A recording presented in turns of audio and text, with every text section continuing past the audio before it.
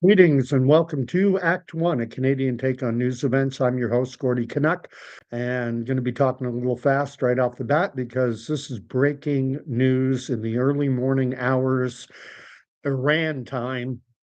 It is being reported widely now that Israel, with assistance from the United States of America, has launched attacks on Tehran. I don't know a lot of details, and I want to remind anyone watching my video that there is something referred to as the fog of war.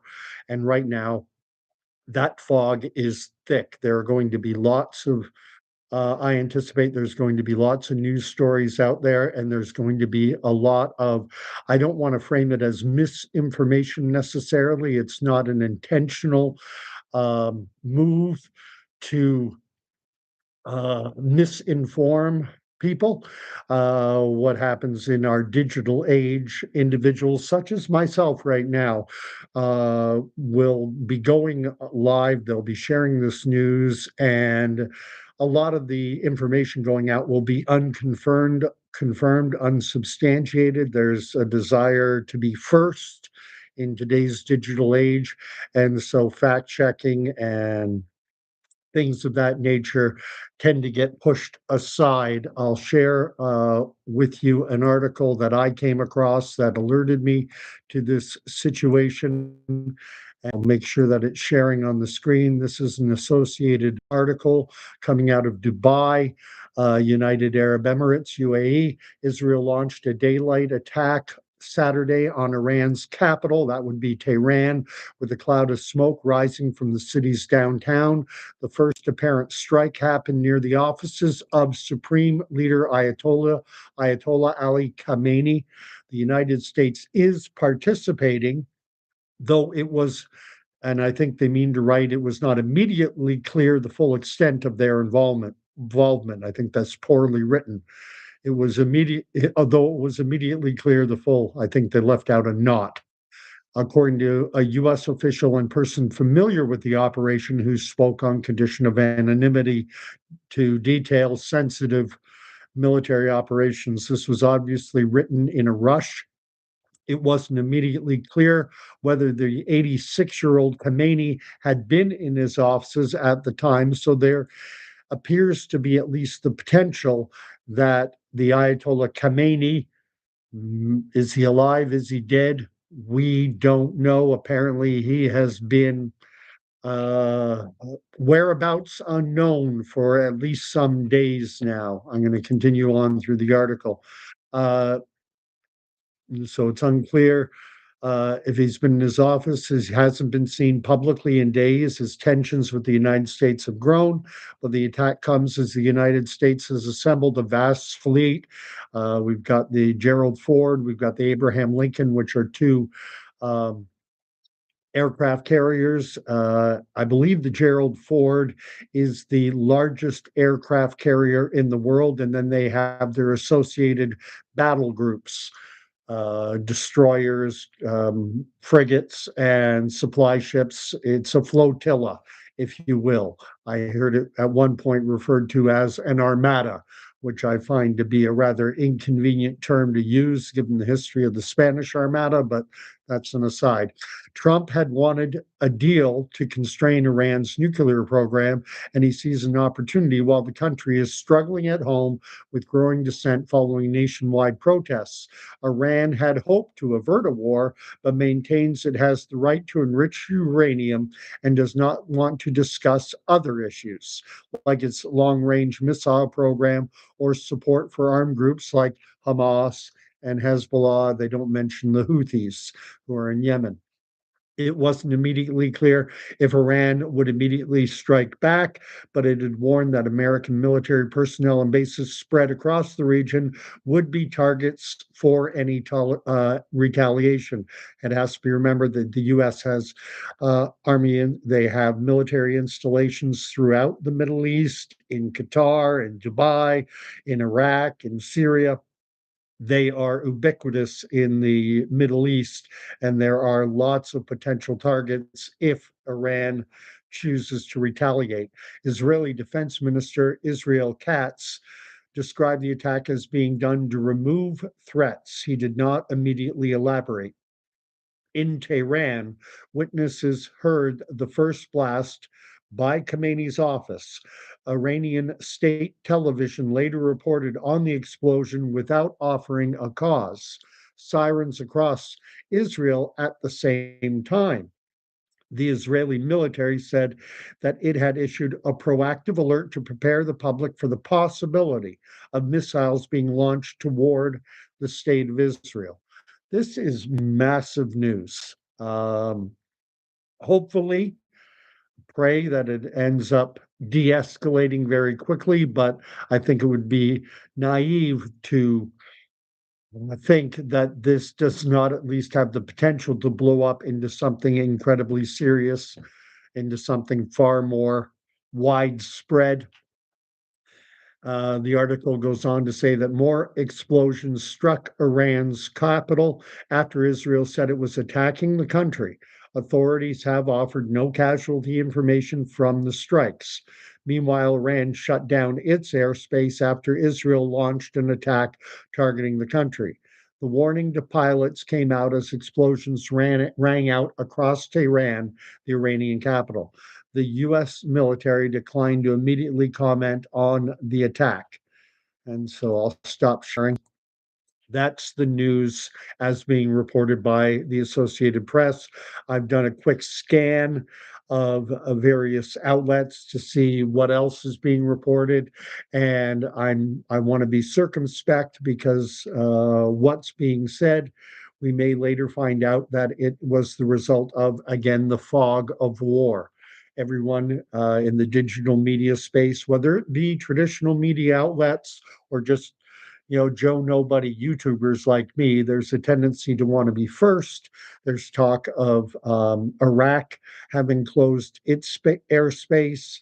There has been reports of again sirens going off in Israel. Israel has long been targeted by Hezbollah in Lebanon, by Hamas in the Gaza Strip, by the Houthis in Yemen. And so they have something of an early warning detection system.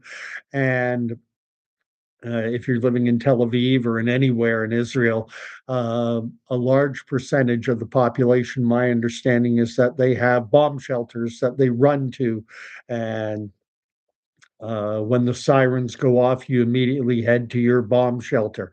Sounds like something out of the Cold War in from a North American context. Bomb shelters became quite the rage back in the 1950s, 1960s during the height of the Cold War. Everyone was afraid that the Russians would lob ICBMs over the pole, and oh my gosh. Anyway, uh, I've got whale oil beef has shown up, and he is saying that Israel is almost as rich as Ukraine, or vice versa. Uh, and Brett Skinner from the great state of Wyoming is saying Happy War Day. Not, yeah, Brett, you're from Wyoming, if memory serves. And um, Whale is going on to mention Albert Pike, a famous, now deceased Freemason. Uh, and he's referencing an 1800s letter and saying theater. Albert Pike's 1800s letter is becoming a thing. Iran. I've seen too many. I've read up too much on Albert Pike's letter to have any degree of confidence in its authenticity. So I'll leave that there. But I've been talking about this on this channel for a while now. I almost feel a little bit like Chicken Little. After the October 7th, when was that? 2022, 2023? Gosh, it was so long ago. When I think it was 2020. No, 2023. The years really start to run together. 2 or 3 years ago, on October 7th, when Hamas launched their attack, what they called the Al Aqsa flood, on Israel, killing in and around 1,200 Israelis and kidnapping 250 odd hostages. which basically served as the launching pad for this ongoing conflict. From that time forward, I have been talking about dominoes falling because Hezbollah, the Houthis, and of course Hamas are all backed by Iran. They fund them, they arm them, they train them, the whole nine yards. And with Iran being an ally of Russia, and with Russia being allied with China, and likewise, and you can bring in North Korea, I've seen the potential for the conflict to spill over, and I've been talking about it for the last 2 or 3 years. So again, I feel a bit like Chicken Little, and I don't want to be vindicated. I don't want the world going to war. Unfortunately, I do see it as being something of an inevitability. It's almost, I consider the current world that we're living in is somewhat akin to the days, the weeks, the months, the years before World War One, when everyone was lining up their dance partners for a major global conflict, a war that would be called the War to End All Wars or the Great War. Then numerous sobriquets were given to that First World War. It wasn't called the First World War until the Second World War came along. I don't know if anyone watching right now has any thoughts on the matter. I had just been reading some articles talking about the fact that the United States wants that the Trump administration wants to engage in military action against Iran. However, polling in the United States shows Americans overwhelmingly and decidedly against supporting the US engaging in military conflict with Iran. Americans don't want a foreign war.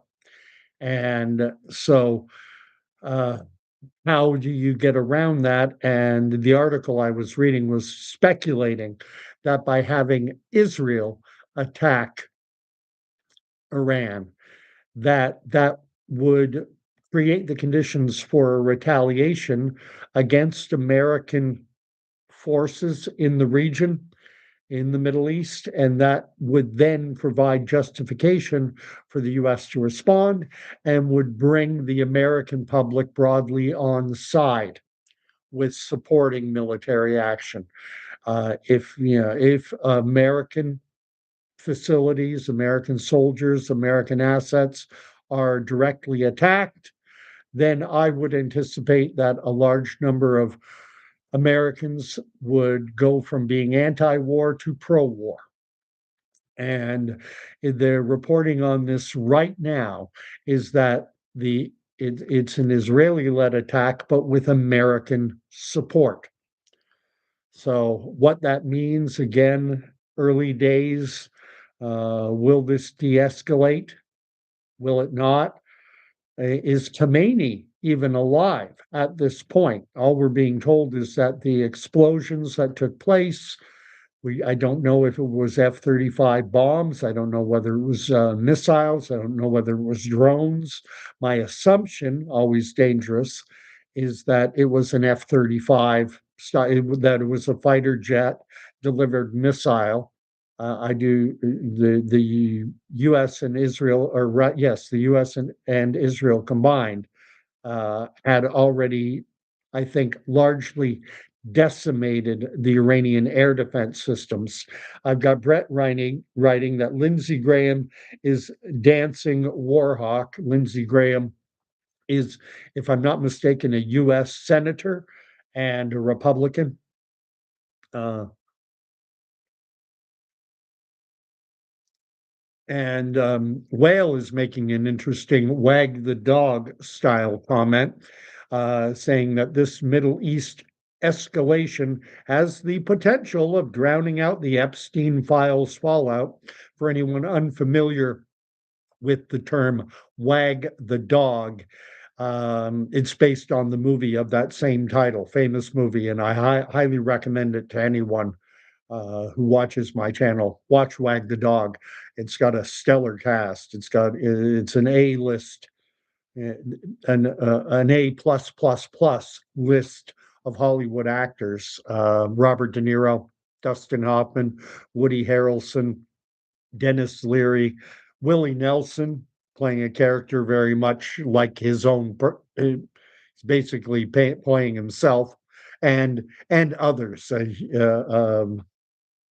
It's a who's who of Hollywood production, and in the movie, the president of the United States, up for reelection, is caught in what I will call an indiscretion with a firefly girl. Kind of give you, it's like a Girl Scout, and so to deflect attention away from this scandal, this potential, has the potential to lose the election for the sitting president. The character of Robert De Niro plays a character who is brought in as a political fixer, highly connected political fixer, and he orchestrates a war between the United States and Albania, of all places, to push the story about the president's alleged indiscretion with an underage girl, to push that out of the news cycle and to get everyone fixating on the war in Albania. And so, whenever a war takes place, there are sometimes you'll hear the chant, wag the dog. Don't look over here. It's the famous game of deflection. And that's what I believe Whale is referencing, that this, with all the fixation on the Epstein files, a war pushes the focus away. And, I'm certainly playing into that right now. War is big news. And regardless of the Epstein files, I have seen this as an inevitability for the last 2 to 3 years, ever since that October 7th attack, the Al Aqsa flood, when Hamas was they were cheering on the streets in Gaza, saying that this is just the beginning. We're going to wipe Israel off the map. We're going to take everything over from the river to the sea. We're going to drive the Jews out of what they refer to as Palestine. And now, um, ever since then, I've seen the potential for this to take place. And what worries me is not so much Israel, not so much, Iran, it's the spillover. Israel obviously is allied with the United States. Iran is allied with Russia. Russia is allied with China. You get the dominoes start falling. And, ever since the COVID era, many like myself have been thinking that, we've got 8 billion people on this planet, and there are individuals who think that is too many. And the three biggest drivers of limiting human population growth, I would put them as war, disease, and famine in no particular order. And so we've had disease, we've had COVID. Speaking of which, speaking about being sick, I don't know how well you notice it on here, but th- this eye, my right eye, is puffy as all get out. I have a case of what is called conjunctivitis, otherwise better known as pink eye. And so, if my eye seems a little dopey, that is the reason why. And it's annoying. It hurts when I close my eyes. Anyway, well, we've got Molly Colley here, who's a name I haven't seen before, and is writing a comment that is available for anyone to see, referring to Trump in very unflattering terms. Um, and I don't want to get in too far into that stuff. I have my own opinions on Trump. He's certainly no choir boy. Uh, whether as to and he, in terms of his sexual proclivities, I think someone used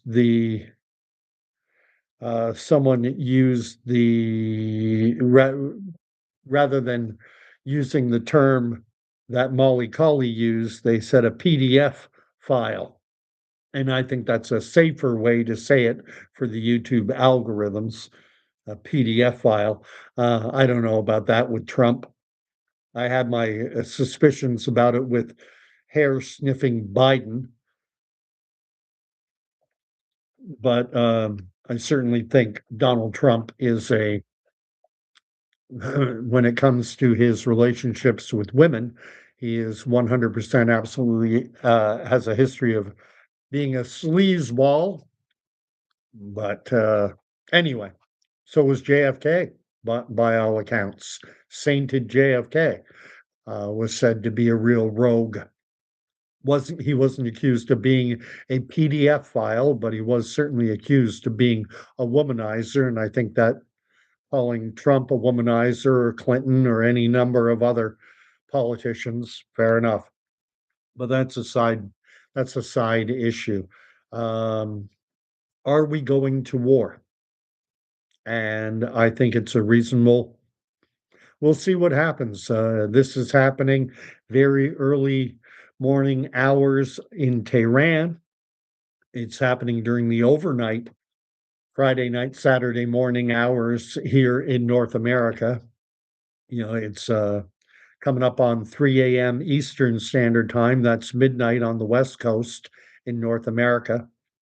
And so people are going to bed and people are going to be waking up and they were going to be thinking about checking the scores out of the grapefruit and cactus league spring training scores, and how did my NBA team do, how did my NHL team do, what's being said about my Toronto Blue Jays, and the signing of Max Scherzer, that kind of thing. And it's bam,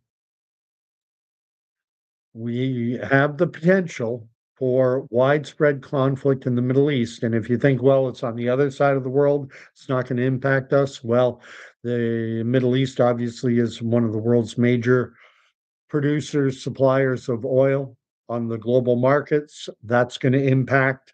I expect to see oil futures go up. I think that's a reasonable expectation. Uh, are we going to see Iranian attacks on U.S. military installations across the U.S.?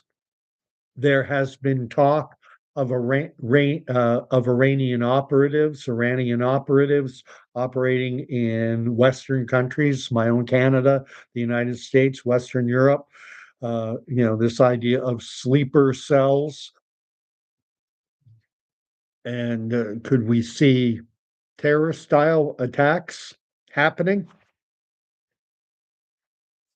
And not a good situation. So I'm going to leave it there. I just wanted to throw that out there. Let me catch up on the last few messages. Whale is commenting. Molly Colley's writing in all caps. Brett Skinner says, "Sorry, Canada, you're not going to war. No military." Well, we have some. We have personnel.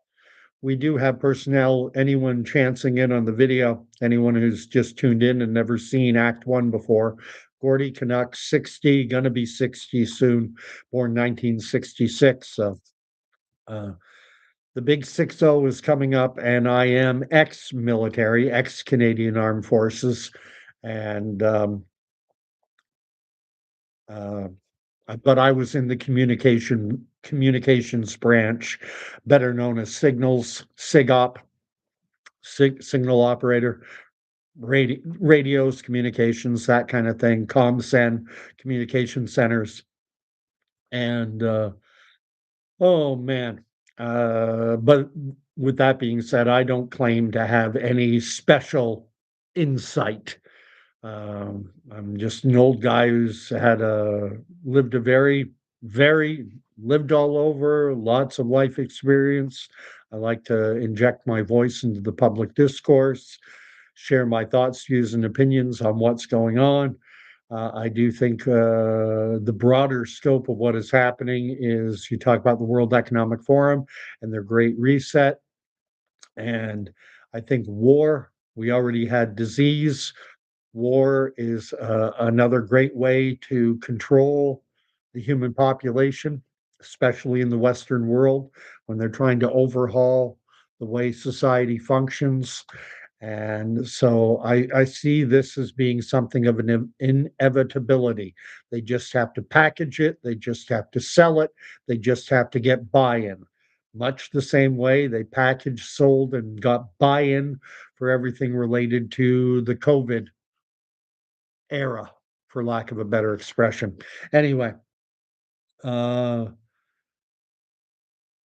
and Whale is saying that enlistment has never been discussed yet. No, well, the Canadian Armed Forces. I still have plenty of brothers in arms, those I know who are still in the forces, and the recruitment numbers are way down. The Canadian Armed Forces tried to go woke and, started to pull back on a lot of what older guys would, were aghast at, oh, hairstyle and beard and, anything goes. We just need people because recruitment numbers were way down. And the Canadian Armed Forces has fully embraced the trans stuff. I actually do know a guy served with a guy who did the full Monty transition. I wasn't even aware that I had no indication that this guy projected a transgender identity or whatever. I had no idea that he was suffering from gender confusion at all. And then I found out through social media, because we'd been friends on social media, that after he got posted to another base, that he went and did the full Monty. And I'm like, what? And none of us, no one who knew him, none of us who had served with him at our old unit, none of the people I worked with in tandem with this guy had any inclination that we thought he was a little screwed in the head. We didn't think he was going to transition. And I just wonder how equipped a military is to engage in warfare when they have members who don't even know whether they're a boy or a girl, a man or a woman. But anyway, that's another side issue. At any rate, thanks for watching. This has been Act One, a Canadian take on news events, the most raw, basic YouTube station you're going to come across. Bare bones, basic. I like to say miserable and pathetic. No professional lighting, mic. I don't have a studio, but I also don't have anyone in behind in behind the curtain pulling my strings, telling me what I'm allowed to talk about, or telling me how to look at things, what to present. These are the genuine thoughts, views, and opinions of an old 60-year-old guy in southeastern Ontario, military veteran. Take them for what they're worth. You're welcome to comment down below. You're welcome to subscribe. I talk about just about everything. Lately, I've been focusing a lot on what I will deem the culture wars. You know, and there is very much a cultural warfare going on in the world today.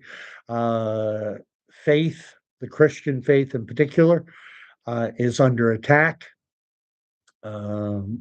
Just did a video recently about Barry Neufeld, former BC school trustee who's been fined $750,000 for daring to assert that there are two genders. There's male and female, and the BC Teachers Federation took him to a human rights tribunal, and they won. But thankfully he is appealing, and I like the fact that this is kind of putting a spotlight on the insanity of what we're doing to the children by encouraging gender dysphoria, gender confusion, and you know the encouragement of pumping kids full of dangerous pharmaceuticals, hormones, mutilating healthy tissues and organs. People need to open their eyes to what is being done and the attack that children are under by a culture that has totally rejected faith, has totally rejected our Judeo Christian foundations, and we are adrift. And so, if you're guessing that I am a professing Christian, you are right. Jesus is Lord and King, And I like to end my videos with a blessing from the book of Numbers. I'm going to do that now.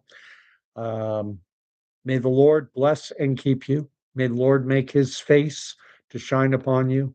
And may the Lord God, creator of all things, may he bring you peace, even in a world that looks like it's could be very well on the brink of a major war, major conflict. You can still find peace, inner peace, by coming into relationship with the Lord God, creator of all things. And the way you do that is through his son and get into his word. Anyway, God bless. It's now a half hour video. I may go live again tomorrow. We'll see what happens with this situation. I expect the anti Israel rhetoric, um, the hatred of Jews and all things Jewish, and certainly Israel. I expect that to ramp up significantly, significantly. All of a sudden, people are in love with the Ayatollah Khamenei and a regime that doesn't even allow women to leave the house unless their face is covered and they're being escorted by a male relative. And I'm not saying Israel is perfect by any stretch of the imagination, but uh, neither is Iran. So, anyway, God bless. Hope to see you back. Like, share, subscribe. You know all the things. Really want to try and grow the station if I can. And have a good Saturday. Thanks for showing up, Whale and Brett and Molly Colley, and anyone else who chanced by. Hope to see you back. Bye now.